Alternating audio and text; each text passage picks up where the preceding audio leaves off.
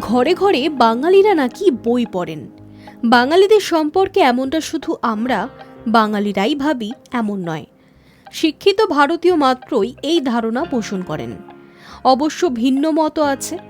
একটা সময় ছিল যখন বইপাড়া অর্থাৎ কলেজ স্ট্রিট থেকে বই কিনতে পুস্তক প্রেমীদের ঢল নামতো নিত্যদিন।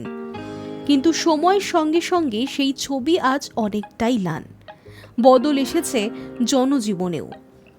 বইপাড়ার বাতিও আগের মতো উজ্জ্বল নেই আর।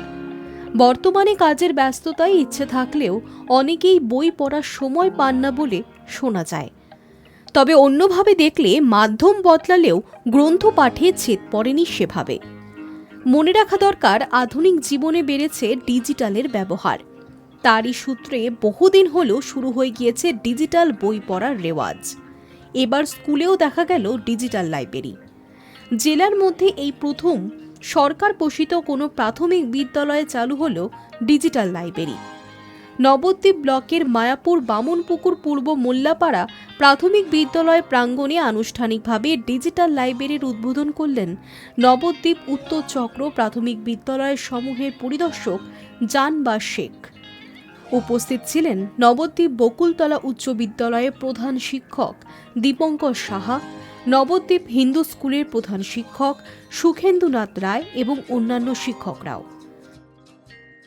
আজকে পূর্ব মোল্লাপাড়া প্রাথমিক বিদ্যালয় নদিয়া জেলার প্রথম বিদ্যালয় হিসাবে ডিজিটাল লাইব্রেরি উদ্বোধন হলো। আমরা আজকে জানবো যে কিভাবে এই ডিজিটাল লাইব্রেরি যে কিউআর কোডগুলো আছে সেই কিউআর কোডগুলো মোবাইল ফোনের মাধ্যমে আমরা স্ক্যান করে সেই তথ্যগুলো জানতে পারবো। বিশেষত আমাদের এই ডিজিটাল লাইব্রেরিতে প্রাক প্রাথমিক থেকে পঞ্চম শ্রেণীর 6টা শ্রেণীর সমস্ত পাঠ্য বই আছে। পাঠ্য বই ছাড়াও এখানে আমাদের ছাত্রছাত্রীদের পঠন দক্ষতা বাড়ানোর জন্য প্রায় শতাধিক গল্পের বই আমরা এই ডিজিটাল লাইব্রেরির মধ্যে রেখেছি। এছাড়াও সামাজিক যোগাযোগ মাধ্যমে বিদ্যালয়কে তুলে ধরার জন্য এই ডিজিটাল মাধ্যমটা আমাদের ভীষণ কার্যকরী। বিশেষ করে আমাদের ছাত্রছাত্রী, অভিভাবক এবং প্রাক্তন ছাত্ররাও উপকৃত হবে এটাই।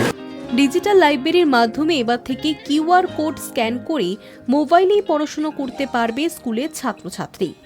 শিশু পাঠ্য গল্প, ছড়ার নানান বই ছাড়াও বিদ্যালয় প্রতিষ্ঠার পর থেকে আজকের দিন পর্যন্ত যাবতীয় ডিজিটালাইজড তথ্য ও নথি দেখতে পাওয়া যাবে এই ব্যবস্থায়।